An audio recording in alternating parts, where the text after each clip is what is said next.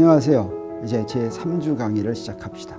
우리 지난주에 무엇을 배웠습니까? 우리 지난주에는 사실은 물리를 시작하기 전에 필요한, 특히 수학적으로 필요한 것들, 준비하는 것들을 배웠죠.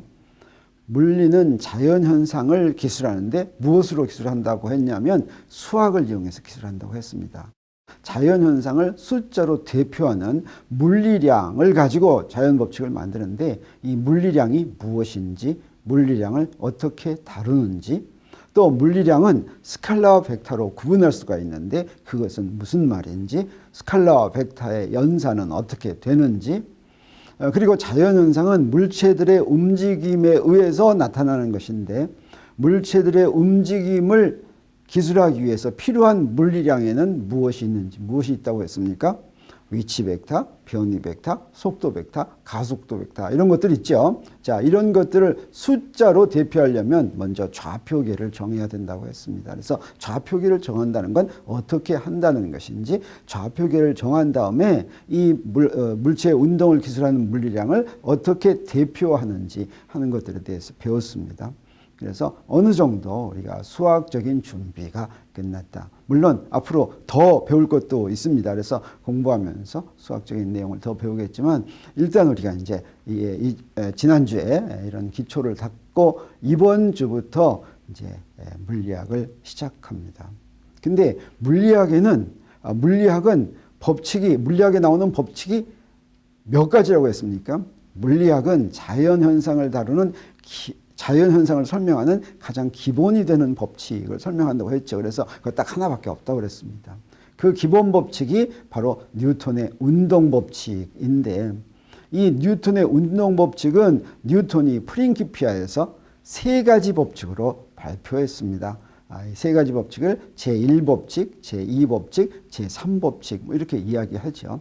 그 중에서 두 번째 제2법칙이 바로 자연의 기본 법칙인 F는 ma 운동법칙입니다. 제1법칙 관성의 법칙과 제3법칙 작용-반작용 법칙은 바로 뉴턴의 운동법칙을 보조하는 법칙입니다. 그래서 이번 주에는 이 세 가지 법칙들에 대해서 하나하나 설명하려고 합니다. 먼저 제3법칙부터 시작하려고 합니다. 제3법칙은 작용-반작용 법칙입니다. 여러분은 작용-반작용 법칙에 대해서 이제 많이 들었을지도 모릅니다. 작용이 있으면 그 작용에 대해서 반작용이 있는데 작용과 반작용 사이에는 어떤 관계가 있다 이렇게 배웠겠죠. 그런데 사실은 작용 반작용 법칙은 어떤 의미에서 굉장히 중요하냐면 뉴턴의 운동법칙은 F는 ma에서 뉴턴의 운동법칙에 도달할 수 있었던 이유는 바로 뭐냐면 F가 무엇인지를 깨달았기 때문입니다. 우리는 힘이 무엇인지 다 잘 알고 있다고 생각하지만 사실은 17세기까지만 하더라도 힘에 관한 개념이 정립되지 않았습니다. 그 개념을 제대로 해놓은 것이 바로 작용-반작용 법칙입니다. 그래서 힘이 무엇인지 잘 정의가 안 돼 있던 그런 시대에 힘을 제대로 정의한 것이 제3법칙이다. 그러면 17세기에는 힘을 어떻게 생각했을까요? 힘은 물체가 가지고 있다고 생각했습니다. 그래서 어디서 굉장히 빨리 날아오는 물체가 있으면 돌멩이가 확 날아온다면 그 물체가 힘을 가지고 있다고 생각했습니다. 그렇지만 굉장히 무거운 힘을 들고 있으면 그것도 힘이 있죠. 그래서 빨리 움직이는 물체가 가지고 있는 힘은 살아있는 힘이고 움직이지 않지만 힘을 작용하면 그것은 죽은 힘이다. 이렇게 구분하기도 했습니다. 힘에 대해서 여러 가지 생각들이 있었습니다. 그런데 그 힘에 대해서 제대로 정의한 것이 바로 작용-반작용 법칙이라고 얘기할 수가 있는데, 네, 그러면 여러분은 힘에 대해서 어떻게 생각합니까? 지금 이 그림에 나와 있는 것처럼 돌멩이에다가 줄을 연결해 가지고 손을 잡고 그 돌멩이를 뺑뺑 돌린다고 생각하겠어요. 그러면 여기에 힘이 어디 있습니까? 힘이? 네. 힘이란 무엇이냐면 힘이란 물체에 있는 것이 아닙니다. 또 힘이란 어디에 있는 것이 아닙니다. 사실은 힘은 따로 존재하지 않고 무엇이 있냐면 물체가 두 개가 있습니다. 작용 반작용 법칙은 바로 그것을 얘기해 주는 것인데 두 물체가 아무런 관계가 없으면 힘 작용하지 않는 것이고, 두 물체가 서로 상호작용할 때 우리가 힘 작용한다 이렇게 이야기합니다. 그래서 힘은 반드시 어떻게 이야기해야지 되냐면 그 두 물체를 얘기해 줘야지 됩니다. 예를 들어서 A와 B라는 두 물체가 있다면 힘은 A가 B에게 힘을 작용한다. 힘 F를 작용한다. 이렇게 이야기를 해야 됩니다. 이때 A는 힘을 주는 원인이 되는 물체고 B는 힘을 받는 대상이 되는 물체이겠습니다. 이 두 물체가 없으면 힘은 따로 혼자 존재하지 않습니다. 두 물체가 상호작용하는 정도를 나타내 주는 것이 힘이다라고 하는 것을, 이런 정의를 작용 반작용 법칙으로 표현했습니다. 왜 그러냐면 서로 상호작용한다면 어떻겠습니까? A가 B한테 어떻게 뭔가를 주면 B도 A에게 어떻겠습니까? 상호작용이랑 같이 주는 것이죠. 그래서 A가 B에게 힘을 작용한다면 반드시 B도 A에게 힘을 작용하는 것입니다. 상호작용은 같이 하는 것입니다. 작용이 존재하면 반작용이 존재한다라고 하는 것은 바로 이런 의미가 되겠습니다. 그래서 우리 힘을 한번 찾아본다면 아까 얘기한 돌멩이가 있고 돌멩이에 줄을 연결해서 뺑뺑 돌렸을 때 여기에 있는 물체들은 지금 뭐가 있냐면 내 손이 있습니다. 사람이 있습니다. 줄이 있습니다. 그 다음에 세 번째 돌이 있습니다. 그러면 이런 것들이 서로 상호작용하는데, 예를 들어서 줄이 돌을 잡아다닙니다.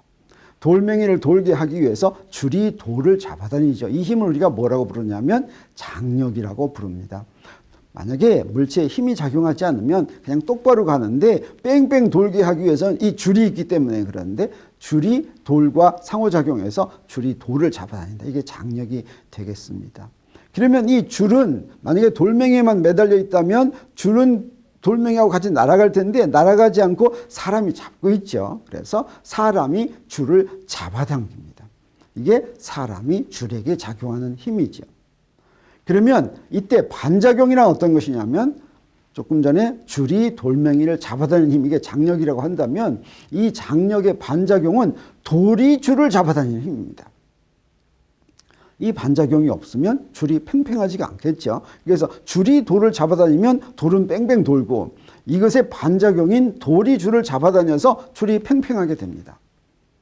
그러면 이 한쪽 다른 쪽 끝에서는 사람이 줄을 잡아다니는데 이것의 반작용은 뭐겠습니까? 사람이 줄을 잡아다니는 힘의 반작용은 둘을 바꾼 겁니다. 줄이 사람을 잡아다니는 힘. 이것이 바로 반작용입니다. 이렇게 작용과 반작용이 존재하고, 반작용은 작용과 크기는 같고 방향이 반대다라고 하는 것은 바로 이 힘이란 두 물체가 상호작용해서 상호작용하는 정도를 나타내는 힘이라고 하는 것을 보여주는 것이다라고 하는 것입니다. 아까 강조했듯이 힘은 혼자서 어디에 따로 있지 않습니다. 우리가 중력이 작용한다고 할 때 중력이 어디에 있는 게 아닙니다. 물체에 중력이 작용한다라고 하면 지구와 그 물체가 있습니다. 지구가 그 물체를 잡아다니는 것이 중력이다라고 하는 것이죠. 그래서 A와 B가 상호작용하면서 그 결과로 A가 B에게 작용하는 힘이 작용이면 B가 A에게 작용하는 힘이 바로 반작용입니다. 이걸 잘 이해했는지 보기 위해서 한번 여러분한테 물어보도록 하겠어요. 여기 책상이 있고 책상 위에 책이 놓여 있습니다. 또는 상자가 놓여 있다고 하겠어요. 그러면 상자에는 어떤 힘이 작용하냐면 지구가 밑으로 잡아다니는 중력이 작용합니다. 만약에 이 중력만 작용한다면 상자는 밑으로 떨어지겠죠. 근데 이 책상이 있어가지고 상자가 밑으로 떨어지지 않는데, 그렇게 떨어지지 않는 이유는 바로 뭐냐면 책상이 상자를 위로 밀기 때문에 그렇습니다. 이렇게 책상이 상자를 위로 미는 힘을 수직항력이라고 부르는데, 이제 한번 반작용 한번 찾도록 해보겠어요. 이 상자에 작용하는 중력의 반작용은 뭐겠습니까? 얼핏 생각하면 수직항력 이렇게 말할지도 모르겠어요. 이렇게 하면 안 됩니다. 반드시 반작용을 찾으려면 무엇이 무엇에 작용하는 힘인지를 먼저 찾아야 되겠어요. 그래서 이 중력이란 지구가 상자를 잡아다니는 힘이 중력이라고 그랬죠. 그럼 반작용은 뭐냐면 상자가 지구를 잡아다니는 힘입니다. 그러면 수직항력의 반작용은 뭡니까? 수직항력이란 책상면이 상자를 위로 들어 올리는 힘이라고 그랬죠. 그럼 반작용은 뭐겠습니까? 상자가 책상면을 아래로 누르는 힘이다. 이렇게 이야기할 수가 있겠습니다. 여러분, 그 작용과 반작용을 잘 이해했는지 보기 위해서 한번 연습 한번 해보도록 하겠어요. 여기 그림에 있는 것처럼 여기 가운데 있는 거, 여긴 지구입니다. 지구에다가 건물을 하나 세워놨어요.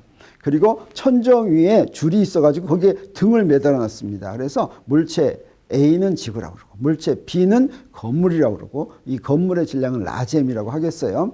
그 다음에 물체 C는 줄이라고 하는데 이 줄은 질량을 무시하도록 하겠어요. 그리고 나서 질량이 스몰 m인 전등을 D라고 하겠습니다. 그래서 하나하나 보면서 하나하나의 물체에 어떤 힘이 존재하는지 작용하는지 네 가지 물체, 그 다음에 그 물체들의 질량 그 물체에 작용한 힘의 반작용은 무엇인지를 한번 찾아보도록 하겠습니다. 맨 먼저 우리 전등부터 보겠어요. 전등에는 어떤 힘이 작용합니까? 네, 지구가 전등을 잡아다닙니다. 아래로. 네, 이게 지구의 중력이고 이 중력의 크기는 스몰 mg가 되겠어요.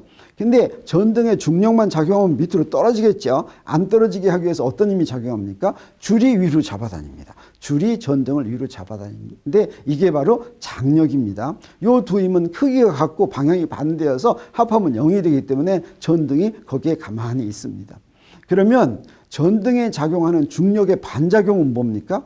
전등에 작용하는 중력의 반작용은 중력은 지구가 전등을 잡아다니는 힘이라고 했으니까 전등이 지구를 위로 잡아 올리는 힘입니다. 네, 이 힘 작용하는데 그러면 전등이 지구를 위로 잡아 올리면 이 지구는 어디로 가겠습니까? 위로 올라가겠습니까? 지금 지구가 전등 때문에 지구가 위로 올라갑니까? 안 올라갑니까? 별로 안 올라가죠. 네, 그 이유는 우리가 나중에 또 생각해 볼 수가 있겠는데 그러면 그 다음에는 줄을 대상으로 보도록 하겠습니다. 줄의 경우에는 아까 어땠습니까? 전등이 줄을 잡아다니는 힘이 있었죠. 그 다음에 이 줄은 가만히 있는 걸 보면 왜 가만히 있습니까? 천정의 건물이 줄을 위로 잡아다니기 때문에 그렇습니다. 요 두 힘을 합하면 줄에는 두 힘을 합한 것은 0이 돼서 이제 줄은 거기에 가만히 있습니다. 그러면 우리 천정이 줄을 위로 잡아다니는 힘의 반작용은 뭐겠습니까? 천정이 줄을 위로 잡아다녔으니까 그의 반작용은 줄이 천정을 아래로 잡아다니는 힘입니다. 그래서 천정에는 줄이 아래로 잡아다니는 힘이 작용하고 또 뭐가 작용합니까? 지구가 잡아다니는 중력이 작용하죠. 지구가 건물을 아래로 잡아다니는 라지 mg가 작용합니다.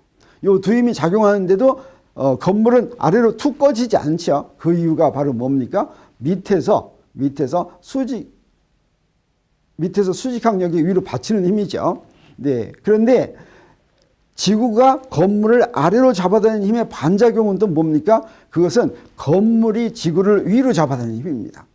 이것도 역시 지구를 위로 하니까 자, 이런 힘들이 지구에 작용하면 지구는 어디로 움직여야 되겠습니까? 지구는 어쩌면 위로 움직여야 된다고 생각하겠죠. 그런데 지구가 지금 위로 올라갑니까? 안 올라갑니까? 안 올라갑니다. 그 안 올라가는 이유가 뭡니까? 우리가 쉽게 지구는 질량이 엄청 커서 전등이 위로 잡아다니고 건물이 위로 잡아다니더라도 안 올라간다 이렇게 생각할 수가 있지만 그렇지 않습니다.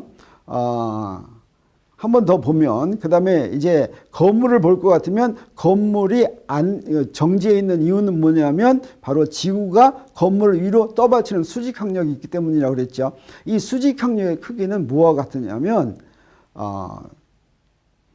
건물에 작용하는 모든 힘을 다 더한 거에 반대, 다시 말하면 라지 m 더하기 스몰 m g와 같습니다. 근데 이거의 반작용은 바로 뭡니까?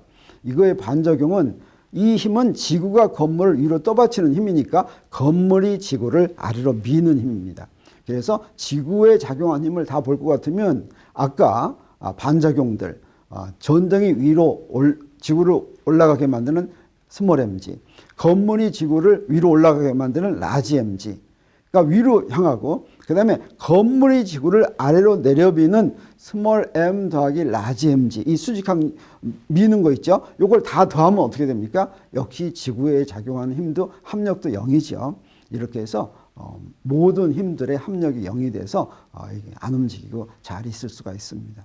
이것처럼 반작용을 구할 때는, 반작용을 찾을 때는 반드시 힘을 누가 누구에게 작용하는 힘이다 이렇게 써놓고서 A와 B를 바꾸면 그러면 우리가 반작용을 찾는다라고 하는 것을 잘 알아두면 우리 제3법칙을 제대로 이해하는 것이 되겠습니다. 그래서 제3법칙은 왜 있는 법칙이라고 그랬습니까? 힘이 무엇인지를 알려주는, 힘이 어떻게 정의되는지를 알려주는, 그래서 뉴턴의 운동법칙 F는 ma에서 F를 확실하게 해주는 법칙이다 라고 이해하면 네, 제3법칙을 잘 이해했다고 생각할 수가 있겠습니다.